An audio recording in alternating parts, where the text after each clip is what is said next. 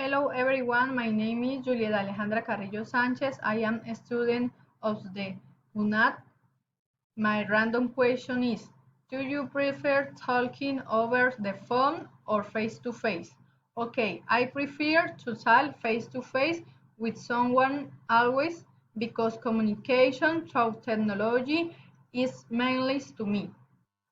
I think that is very superficial and even unreal.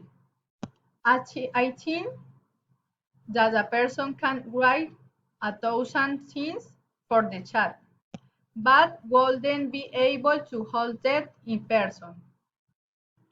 I also hate being on the cell phone for a long time because I have astigmatism. I prefer to go out to talk or be at home, comfortable having a pleasant chat. Themselves to expressing.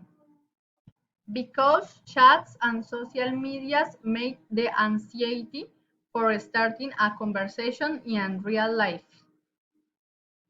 This is real that like on Facebook and WhatsApp we are all extroverts.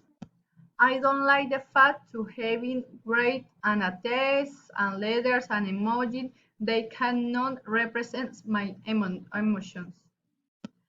The non-verbal language is so important in a human communication.